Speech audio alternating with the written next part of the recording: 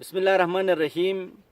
Bayak traken dadidade mamale drare sayare dare dijarot انصار مدنیس ونے انے بیا کیوپین چا کورس جوگا سلام تھنے ناظرین سوڑ لیلہن بس ہر گامر کئی شخصیاتی ہن اینو ای کے شو کی ہن ای شو کی مشو اٹے سو پھتونس ای مثبت قومی سوش رکے ای اسپا قومی سوش رکے ای مشت قومی سوش رکے سوس گا توم دیشر موت جگو کار تھے رینو ہینش دور تھوئے کے رینو دکھ دور تھوئے کے سوس کوشش تھا اش ما جنا پارک سکردور ایک ادے شخصیت کے ساتھ بہنوس تو روز توم اور اسپا و مورگینی توم ای قومی ہے چھوٹ کنڈ رہی تو مسک مجا مجا رسٹ کی چیزی کھوجن تھم ای انشاءاللہ نوس چھوٹ چگا تھے اور سوس گٹکا توم ایریا رگا بس انکی سم میلالار اٹوک بونس یہ واہ یارت ایسے یوسف حسین آبادی جو رسے میوزیم میں حوالات کہ اروہن اے زمانار بٹچ کے چیز خانس کہ کاٹو گینی استعمال تھنس کو چوم گینی کہ قومیت تھنس اے سوس آن پاشنت نسکی گا جگہ تھی. بہت اچھا لگا آپ سے مل کے. ذرا یہ جو ہم جہاں پہ ہم کھڑے ہیں یہ تو پورا خزانہ ہے, یعنی اس کا تو ہمارے پاس الفاظ نہیں ہیں. ذرا اس کے بارے میں اگر آپ بتانا مناسب سمجھیں. جگہ میں نے یہاں ایک ہٹ بنایا, چمن بنایا, کچھ اس طرح سے پھول شول اگائے. تو میرا پروگرام یہ تھا کہ یہاں میں اپنا بڑھاپا گزاروں. تو پھر اس کے بعد لوگوں نے آنا ایسا شروع کیا کہ یہ مجھے پرائیویسی نہیں ملی. صحیح. تو 2007 میں نے فیصلہ کیا کہ یہ پبلک پارک ہی بناتے ہیں. اچھا. اور جناح پارک کے نام سے ہم نے اس کو پارک بنایا. صحیح. تو آزمائشی تھا, صحیح. پتہ نہیں لوگ قبول کریں گے یا نہیں کریں گے، کیونکہ ایسی کوئی مثال تو ہے نہیں پرائیویٹ سیکٹر میں کوئی پارک ہو تفریحی. یہ مئی 2007 میں ہم نے پارک بنایا تھا، صحیح. آزمائشی تھا. پھر اگست تک ہمیں اندازہ ہوا کہ جی یہ تو کامیاب، وہ لوگوں نے قبول کیا، یہ پروجیکٹ کامیاب ہو گیا. تو ہم نے ایک اور آئٹم، تفریحی آئٹم کا اضافہ کرنے کے لیے سوچنے لگے کہ جی میرے پاس دو تھے تجاویز، دو تھیں، یا تو چڑیا گھر کوئی بنائیں یا کوئی میوزیم بنائے. تو پھر چڑیا گھر میں جو ہے کافی رسک تھا، پرندے بڑے قیمتی ہوتے ہیں اور بیماری آ جائے تو بڑا نقصان ہونے کا امکان تھا. اس لیے ہم نے سوچا کہ چھوٹا سا کچھ جو ہے وہ میوزیم بناتے ہیں. اس سطح پر بالکل پروگرام نہیں تھا. اچھا. جی بالکل نہیں تھا. صحیح. ہم نے سوچا ایک چھوٹے سے کمرے میں کچھ پرانی چیزیں ہم رکھیں گے اور بس لوگوں کے لیے تفریح تو کا ایک سامان ہوگا. صحیح. یہ کام ہم نے 14 اگست کو شروع کیا تھا. 14 اگست 2007. جی. صحیح. تو دسمبر تک میں پھر جناب میری آنکھیں کھل گئی. اچھا. جی بالکل. صحیح. یہ جتنے نوادرات تھے وہ سب تو نکل گئے تھے، کچھ باقی تھے. ہم نے سوچا یہ اب ہم اس سے پہلے کئی بات بڑی لمبی ہے، ہم توقع کر رہے تھے کہ جی گورنمنٹ کچھ کرے گی، لیکن خیر وہ تو ہمارا جو ہے وہ ہماری توقع سے فضول تھی. اچھا اس سلسلے میں گورنمنٹ نے کچھ کرنا ہی نہیں تھا. صحیح. پھر این جی اوز کے بارے میں ہمیں توقع تھی کہ جی وہ کچھ کر لیں گے، لیکن وہ بھی کچھ نہیں ہوا. تو پھر دسمبر 2007 میں مجھے معاملے کی سنگینی کا جب احساس ہوا تو پھر میں نے اپنی مالی حالت سے مشورہ کر لیا کہ جی کیا میرے لیے یہ قابل تذکیر ہے. تو پھر دل نے کہا کہ جی ٹھیک ہے اس میں پڑھ جاؤ. تو پھر جناب ہم نے ایک بلتستان کے لیے ایک میوزیم بنانے کا ٹھان لیا. یہ دسمبر 2007 میں. صحیح. یہ بتائیے کہ یہاں جس حال میں ہیں چاروں طرف ہمیں نوادرات نظر آ رہے ہیں، تو اس کے کتنے حصے ہیں؟ اس میں ٹوٹل 4100 سے زیادہ نوادرات ہیں، اور اس کو ہم نے اس طرح سے ابھی تک تو یعنی اس طرح سے ہم نے کیٹیگرائز کیا ہے. جی یعنی اسٹون آرٹیفیکٹس، اچھا، clay artifacts, leather artifacts, horn artifacts, metal artifacts, اس طرح سے کوئی 10-12 اس کے گروپ بنا کے اس میں کیے، لیکن رکھا ہے مختلف جگہوں پہ. اچھا، وہ مطلب مکس ہے فی الحال. یہ تو اب آپ سمجھ لیجئے میں نے تو ڈسپلے ہال بنایا تھا، لیکن یہ اٹ از ٹو مچ. اچھا، یعنی too little to accommodate all my items. تو اوکے، اس لیے یہ اب ایک آپ سمجھ لیجیے ایک اسٹور ہے. اچھا، ایک بلڈنگ بنے گی ابھی انشاءاللہ. انشاءاللہ. یہ صرف بلتستان تک محدود ہیں یا بالکل بلتستان تک محدود ہے. اچھا، جی جی. بلتی ثقافت. یہ بس اس کا ابھی ہم نے نام جو ہے وہ اس دن میں نے تو بلتی میوزیم رکھا تھا، لیکن ہمارے اکثر مفتی صاحب نے اس کو بلتستان میوزیم کا نام دیا ہے. تو ہمیں ان کا احترام ہے اور بہت ان سے بہتر تجربہ کار تو اس ملک میں کوئی نہیں ہو سکتا. اچھا سر، یہ جو چیزیں نظر آ رہی ہیں یہاں، ان کی ایج کیا ہوگی؟ یہ مستقبل کے محققین آئیں گے وہ کام کریں گے نا. اچھا، میں ہر کام تو میں نہیں کروں گا. یہ صرف ابھی اس وقت کلیکشن میں نے کیا ہے، ڈسپلے کروں گا میں انشاءاللہ. اگر زندگی رہی تو 1-2 سال کے اندر ایک ادارے کی شکل ہوگی. اس کا ایک میوزیم لائبریری بھی ہے. کہ یہ شوق کب سے اور کیسے پیدا ہوا؟ یہ تو میں سمجھتا ہوں یہ اوپر سے میرے حصے میں یہ چیزیں آئی ہیں. میرے پاس اس کی توجیہ کے لیے کوئی لفظ نہیں ہے. اچھا جی جی. وہ یہ میرے احباب جانتے ہیں سر، یہاں تصنیف و تالیف کے میدان میں بھی میں پہلے آیا تھا ماشاء اللہ، اور وہ سلسلہ بھی میں نے آغاز کیا ہے. لیکن وہاں بھی میرے لیے کوئی توجیہ نہیں ہے سوائے اس کے کہ اوپر والے نے میرے حصے میں یہ چیزیں جو ہے وہ مجھے حصے میں ملی ہیں. صحیح. یہ تو بالکل یونیک ہے یہ اور اسی کی کنٹینیوٹی ہے. جی صحیح. یہ بلتستان کے ہر ایریے کے ہیں یہاں پہ؟ ہر ایریے کی. جی بالکل. ابھی کلیکشن ورک ابھی جاری ہے. دسمبر تک میری کوشش ہے کہ جی اس کو کنارے. یہ اسٹون ہے، یہ پتھر کا ہے پورا؟ پتھر کی مصنوعات. جی یہ آن ڈیمانڈ آپ کے اس کے لیے ڈیکوریشن کے لیے پیسز بنتے ہیں، ورنہ یہ بطور انڈسٹری ختم ہو چکی ہے. اچھا، جو ہمارے پاس پیسز ہیں وہ صدیوں پرانے پیسز ہیں بس. یہ یہی بالکل یہ سیرامک انڈسٹری کا بھی ہے، مٹی کے مصنوعات بھی وہ انڈسٹری میں ہم ہوتی تھی. ناظرین یہ واہ تین انو کو جنا پا رکھن انسر کے رسے دوسی ہن ریگا ساتھی انو ٹکو کی کارت وطن بس نینو جگ موری ہن نیس انو قومی بارار جگ رانن نینو زبانی کونڈون. اصل میں یہ جماعتیاتی ذوق کی بات ہے. بس پھولوں اور پرندوں سے جو ہے وہ مجھے کم از کم بچپن سے ہی ایک لگاؤ ہے خصوصی. تو میں گھر پہ بھی پالتا تھا.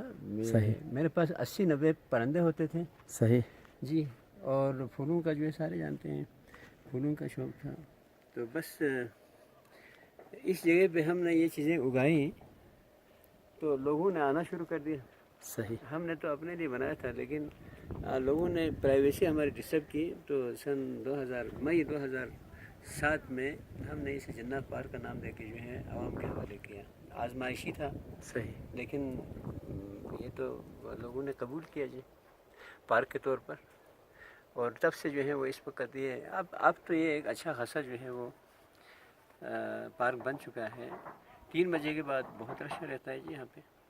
اور پیک ڈیز میں یہاں تقریباً 1700-1800 لوگ جو ہیں وہ دن میں جو ہے وہ وزٹ کرتے ہیں. اچھا اس میں کتنے پورشن آپ نے بنائے ہیں، کتنے حصے؟ حصہ تو ایک ہی ہے. ایک واکنگ ٹریک جو ہے وہ تھرو آؤٹ ہے. کوئی چلنا چاہیں تو مختلف ان سے جو ہے وہ گزر کے وہ اس میں بزی رہ سکتے ہیں. یہاں فوارہ لگا ہوا ہے. یہاں گلاب کی قسمیں ہیں، پھولوں کی قسمیں ہیں، پرندے بہت رکھے ہوئے ہیں. اور پھر یہاں جو ہے 2 کاریں رکھی ہوئی ہیں انجن والی. وہ بچے جو ہیں بڑے شوق سے چلاتے ہیں. اور یہاں پلے لینڈ بھی ایک بنایا ہوا ہے. کچھ شیڈز بنائے ہوئے ہیں. یعنی ہر ٹیسٹ والا اپنے ٹیسٹ کا جو ہے وہ لطف اٹھا سکتا ہے. پھر یہ ایک ویو پوائنٹ بھی ہے. تو لوگوں میں یہ جگہ مقبول ہے. اچھا یہ جو ہم دیکھ رہے ہیں پیچھے پانی بھی ہے، اچھا صحرا بھی نظر ہمیں آ رہا ہے، پیچھے پہاڑ ہیں، پہاڑ کے اوپر جو ہے نا یعنی برف بھی ہے. جی جی. یہ سارے نظارے جو ہیں وہ آپ یہیں سے دیکھ سکتے ہیں. یہاں سے ایک نظارہ اور بھی آپ دیکھ سکتے ہیں. یہاں یہ جو